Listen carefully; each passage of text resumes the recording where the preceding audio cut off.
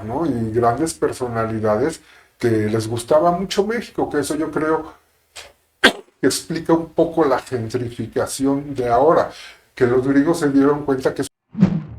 Hola, ¿qué tal, mis queridos sinvergüenzas? Bienvenidos a un nuevo capítulo de Violeta Sinvergüenza. Esa soy yo. Oigan, pues no sé qué les han parecido nuestros primeros episodios, pero bueno, como les he dicho, aquí hay amiguitos y amiguitas de todos tamaños, sabores, colores y demás. Preferencias. De Tocho. Todo cabe en Violeta Sinvergüenza. Y hoy tengo un amigo al que quiero muchísimo, amigo de hace 36 años, nada más. Iniciamos juntos en Quetlantón, remember. Pero este muchacho también es muy polifacético. Ahí les va. Publirelacionista de todos los mejores lugares, antros, perdón, restaurantes, cabarets de aquella época, 70s, bueno, más 80s, 80s, 90s. 80s, 90s. Es todo un personaje.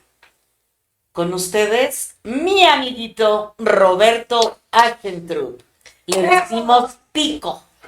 Conocido como Tico de Robert Tico. No, me dicen que Exacto. si soy costarricense, no. No, Tico es de Robert Tico. Yo siempre le he dicho mi Robert o Achentrup, pero con ustedes, Tico. Hola, Tico.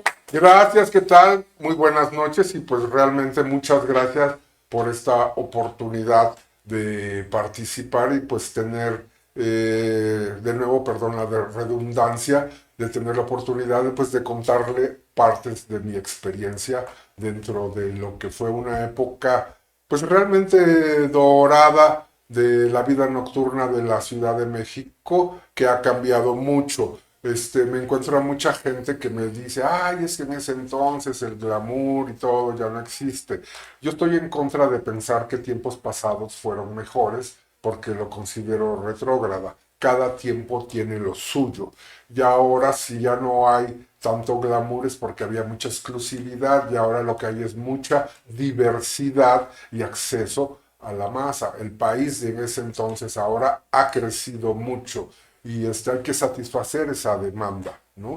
En ese entonces, pues la gente, por ejemplo, cuando venían los grandes artistas o la vida nocturna y los shows se llevaban a cabo en los penthouse o en las terrazas de los grandes hoteles, ¿no? Por ejemplo, Pedro Infante debutó en el Osiris del Hotel Reforma. Los artistas venían, creo que Shirley MacLaine en el hotel, en la terraza del Fiesta Americana y casi muchos artistas allí. Y así era el Paseo de la Reforma, ¿no? O había también esos centros nocturnos de estas mujeres fabulosas que eran las grandes vedettes de México, la Copa de Champán, Telma Tixu en el Regis, El Hotel Continental, donde el Hotel estuvo la Continental Brisky. donde se hospedó Marilyn Monroe, ¿no? Y pues hubo ahí una gran historia, por ejemplo, Orson Welles se hospedó en el Imperial, Tennessee Williams, nadie sabía, pero vivió mucho tiempo en el Hotel Reforma. Y ahí terminó de escribir varias de sus obras, no sabemos cuál, ¿verdad? Si el tranvía llamado Deseo o La Noche de la Iguana, pero era un gran asiduo y fanático. La Ciudad de México realmente siempre ha sido una ciudad muy cosmopolita y no es tanto chauvinismo, pero sí creo que es la calle más bonita del mundo. Oye, Tico, pero a ver, hubo un lugar emblemático, que era, híjole, era pues lo máximo, ¿no? Era el glamour en toda su expresión, que fue el Cícero de los Moctezuma. Exacto. Entonces quiero que nos Es, platiques porque tú fuiste publirelacionista de ese lugar. Bueno, sí, Cuéntanos. realmente fue un lugar que pues marcó historia único en su tiempo y que muchos me dicen, ay, qué buen el lugar armaste, qué chingón eres y todo. La verdad nadie hace las cosas solo, sino se hace en equipo. Fue el Claro. momento justo, en la hora justa y con la gente justa. Ahí, doña Estela creó un espacio en una casona antigua, maravillosa, del centro histórico que decían que perteneció a la Malinche, pero bueno, muchos siglos antes, pero ella la decoró junto con un chavo que es un gran anticuario, y entre los dos crearon una atmósfera y un ambiente maravilloso y con un lujo exorbitante, que así era un poco la parte virreinal de México. Entonces fue un momento en que ni siquiera nadie se atrevía a entrar de noche al centro histórico porque era tierra de nadie, estaba completamente abandonado.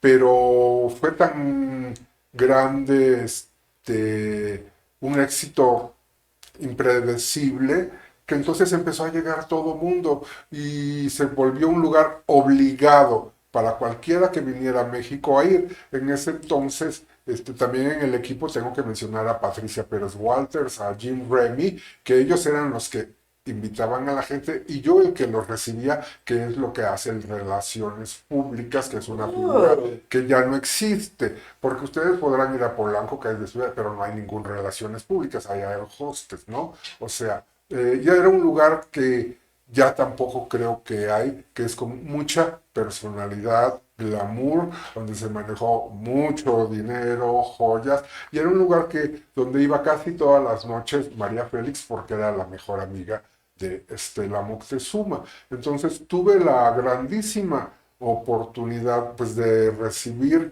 a los primeros fueron Peter Gabriel, Sinead O'Connor, por ahí vi bajando las escaleras a Marlon Brando, a Coppola, llegó Bono, al que le gustaba mucho ir cada vez que venía era Sting, Celia Cruz, Joaquín Cortés, y bueno, infinidad. Dura. Apareció gente, por ejemplo, que no sé si ustedes se acuerdan que los López Portillos se escondieron porque a donde iban los abucheaban.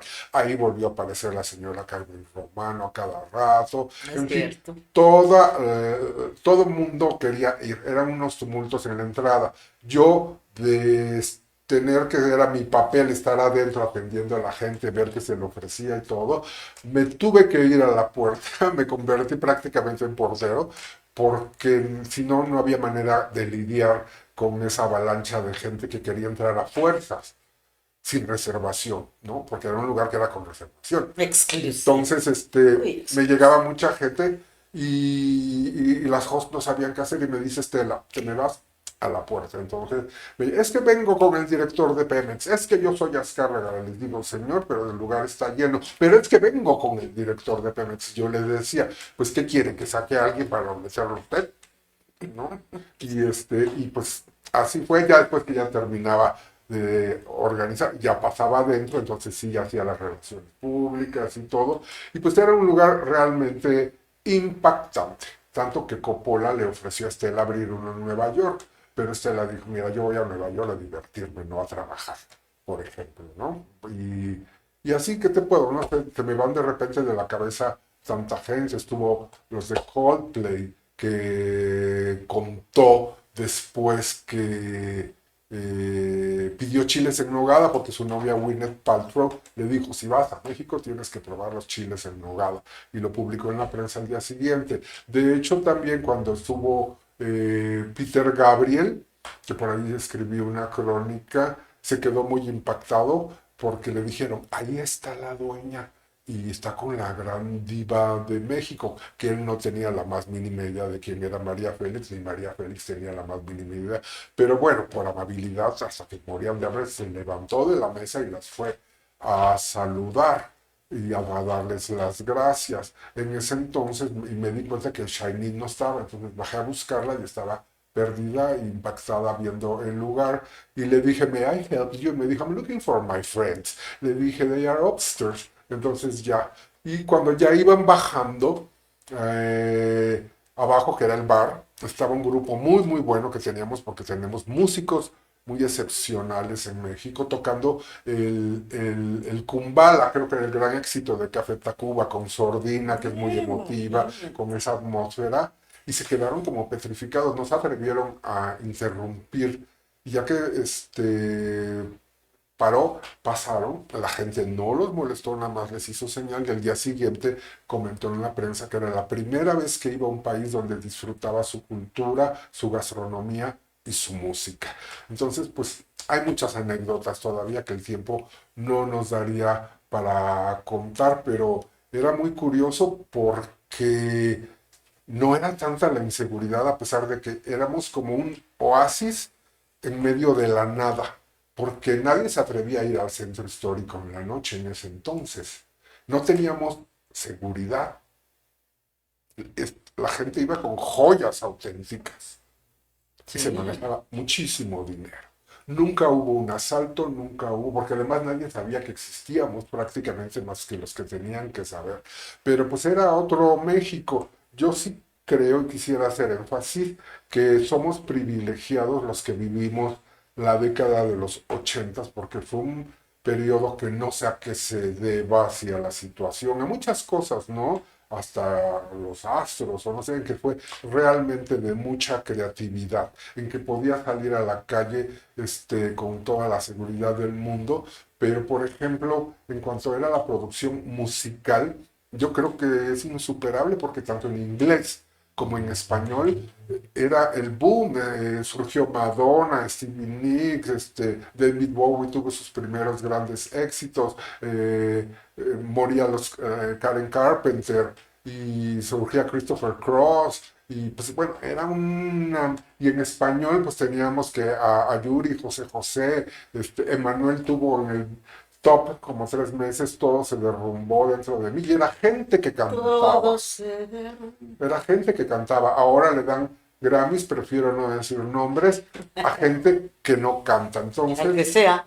algo que ya que me habían platicado de esto es que estamos dentro de esa falta de valores que creo que sí está viviendo nuestra generación, porque en lo personal me ha tocado ver que la gente joven no quiere tener nada que ver con los adultos mayores, y en esa falta de valores está esto, ¿no? Que premian gente sin talento, ¿no? Y es terrible. Totalmente.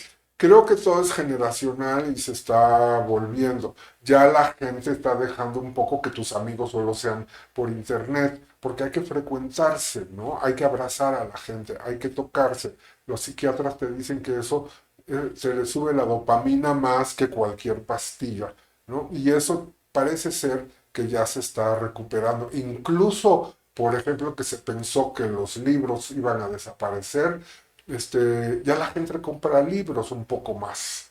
No, no hay como leer un libro que así. Y pues tú dime qué más.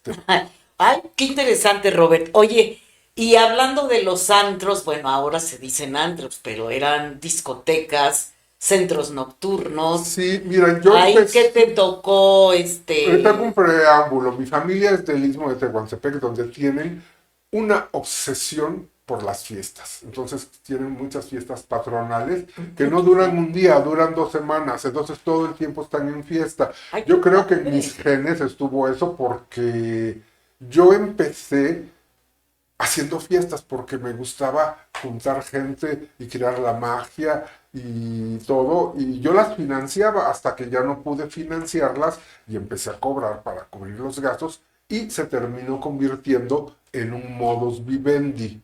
Y con una amiga empezamos y empecé a rentar, que no había tantas discotecas, casas en las lomas, en el Pedregal, cobrábamos un cover, el alcohol no era tan caro, entonces con eso salían los gastos porque aparte dábamos bebidas de primera, ¿no? Y con música electrónica, y estuvimos hasta en la casa de Lidio Fernández y así, o mansiones en venta y todo, y ya de ahí surgió que me empezaron a contratar y a llamar para manejar lugares y afortunadamente fueron muy exitosos. Cuando me preguntaban que cuál era la clave del éxito, yo siempre respondí que es la idea de crear magia, de juntar gente y de crear esa energía. De ahí viene la lana. Claro, pero ¿qué lugares eran esos, Robert? Bueno, Por pues ejemplo, empecé con el sax de mi queridísimo amigo Roberto Santibáñez, que era un barcito chiquitito Santibáñez. ahí frente al Palacio de Hierro en una callecita. y que de repente que no llegaba, que no llegaba, y de repente el boom, que no cabía la gente, ¿no? Wow. Y fue la primera vez que tenía videos, ¿no? Y la gente iba porque quería ver el video de Madonna, que se supone que era el de Justify My Love, o el de Dead or Alive, donde salía bailando con dos chavos, te lo pedían y yo ya decía, ya, pero bueno, pues era lo que quería la gente. Ya de ahí vinieron otros, como la planta baja en la colonia obrera, que era los domingos, cuando todo el mundo nos vaticinaba que en domingo no iba a tener No, éxito. hombre, eran un Era, hervidero los o sea, bancos. hiciera Puente Peor. Y ya de ahí con los mismos empresarios abrimos La Bola en la San Rafael, que también fue un súper éxito, y luego el Box con Mónica Signoret y Rodrigo Álvarez, que también fue un súper éxito, y se hacían colas. Entonces, en todos esos lugares, y como yo les digo, no es falsa humildad, las cosas no se hacen solo, son muchas cosas que se convergen, ¿no? Pero casi todos los lugares que tuve se llaman de alto impacto. Y el alto impacto las autoridades no saben cómo manejarlo. Entonces, no, como había colas y colas de gente para entrar, y además como era un rollo underground, entrabas con una cortina media bajada, igual así era la planta baja, pues se les hacía como un lugar extraño. Va y te clausuran, que nos llegan 5 camiones con ametralladoras Sí, y eran la como gente así. clandestinos, Ese rollo, a mí me ¿verdad? gusta eso, un poco rollo, porque es lo que le da sabor, ¿no? Al lugar. Y pues en casi varios lugares nos pasó eso. Cuando tuve Lipstick, con Fernando Irabien y Nicolás Martín del Campo, también me decían, es que tienes parado el tráfico en Florencia, porque la cola para el ballet parking se hacía desde Florencia y se quedaban como 700 personas afuera haciendo la cola, y no por selectividad, ¿no? Porque eso fue un error del que me arrepiento terrible, que sí se hizo en La Bola. Es algo que no puedes hacer en México, luego legalmente se prohibió, porque pues, somos un país muy diverso, ¿no? Entonces, después de ahí quedó, el que se forma y paga, entra, ¿no? Y me di cuenta que ni tienes que hacer selección, porque la gente que no se encuentra a gusto en un ambiente ni va, ¿no? Entonces después vino, que fue en el que duré más tiempo, que fue La Victoria, con las hermanas Vampiro y las divas, y creo que, aunque ya no existía tanto esos cabarets y todo, era el mejor cabaret que había realmente. Y en domingo, yo creo que en ninguna parte del mundo había algo así en domingo, porque funcionaba como si fuera sábado, pero además más, porque era muy after hours. El show empezaba a las 3 de la mañana, acababa a las 4 y la gente se iba a las 6. Muchos se iban de allá a trabajar o era gente que no podía. Y sí era una No, no, mezcla no. muy padre, porque la gente que sale el domingo es gente o que puede o porque es la que descansa el lunes. Entonces estaba modelos, estaba Monsiváis, Mucho artista, ¿no? mucho Porque los artista, artistas no pero no, trabajaban déjenme el lunes. decirles, estaban las trans que se dedican al trabajo sexual y descansan los lunes. Y eran una de las mejores clientas, porque ellas nunca te pedían una cortesía, era de botella para el chacal. ¿Me entiendes? Así. Y luego estaban los futbolistas que no trabajan los lunes. Mucha Puro gente que gato. no trabaja los lunes, entonces no era el típica gente que está esperando el fin de semana, sino era gente, eso le daba un carácter muy especial. Y los shows realmente eran muy buenos. El más exitoso fue el que creo que se llevó a cabo, que fue el de Moulin Rouge, que estaba la película de moda, y Mm. normalmente se repetían los shows en los lugares. Se presentó por primera vez en el box de Polanco, y luego ya fue permanentemente aquí con las hermanas Vampiro. Ahí trabajaba Alejandra Bogue, Daniel Vives, el queridísimo Osvaldo Calderón, y realmente era una producción muy, muy padre. Tanto que en ese entonces estaba la BBC de Londres haciendo documentales, y alguien les dijo, tienen que ir a conocer ese lugar. Y fueron una semana antes y no daban crédito, pues que empezara a las 3 de la mañana y todo. Y van la semana siguiente a querer grabarlo, pero como era puente y era un tumulto para entrar, lo empezamos antes, porque no cabía un alma. Y estaban enojadísimos y nos pidieron que si podíamos reiniciar. Y ustedes saben que the show must go. Si ya empezaste, no puedes irte para atrás, ¿no? Y empezó, y realmente era un boom porque eran muy buen equipo. Teníamos para poder manejar ese lugar, esas amplitudes que tienes, equipo de seguridad. Era el único lugar que estaba pensado con camerinos, porque todos los demás lugares las meten a las gentes al baño a cambiarse. Aquí tenían camerinos bien, un buen equipo de servicio. Y era un lugar muy padre de Jaime Escutia, en la colonia Roma, una casona transformada como un lugar, y además tenía un parque enfrente, entonces no había impacto ambiental, podrías abrir las ventanas y asomarte, y pues realmente fue un momento muy, muy padre. Fueron 5 años, y además lo padre que tenía ese valor, que por ejemplo no teníamos seguidores, pero alumbrábamos con esas luces y a los clientes les dábamos, tú manejas una, tú otra, el dueño, yo me subía al techo de la barra y desde allí aluminaba. Entonces se creaba realmente, eso es lo importante de tener el éxito, es que creas magia y juntas a la gente especial, que entre todos se crea una energía muy, muy, muy, muy padre, ¿no? Y yo creo que eso siempre va a ser la clave del éxito, porque si tu meta es ver qué dinero le sacas a la gente, no te va bien.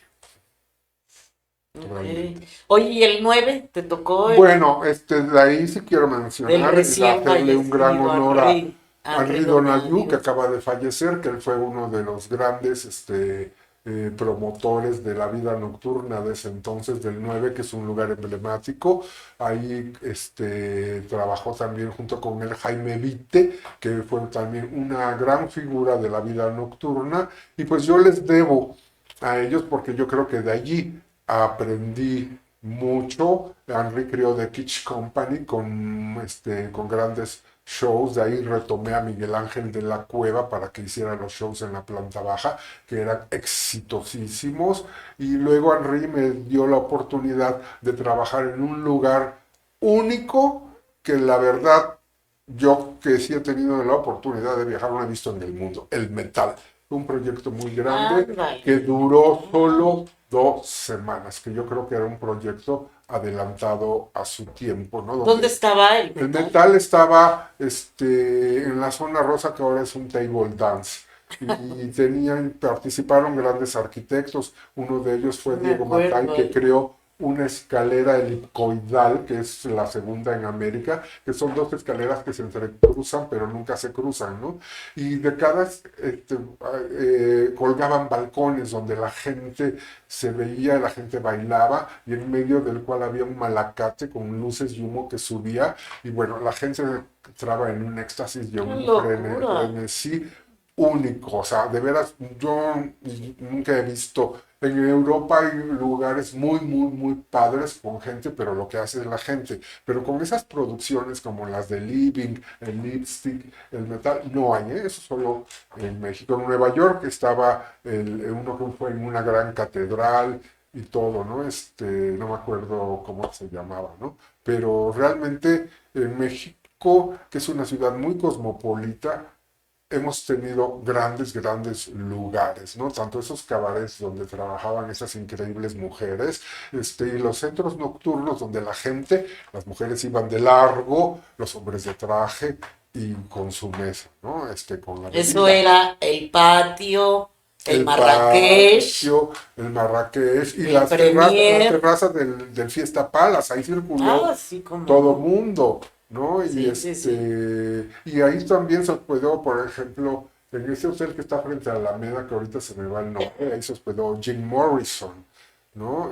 Marilyn Monroe en el Hilton. Les digo que Tennessee Williams ha sido al Hotel Reforma, que esa sería todavía una gran historia que contar, ¿no? Y grandes personalidades que les gustaba mucho México, que eso yo creo que explica un poco la gentrificación de ahora, que los griegos se dieron cuenta que es una gran ciudad con una oferta gastronómica, con calles, avenidas, O sea, en toda América no hay una catedral como la Metropolitana que tardó 300 años en construirse, un palacio de bellas artes, ¿no? El centro histórico en su época fue la ciudad más importante del mundo, por ejemplo, ¿no?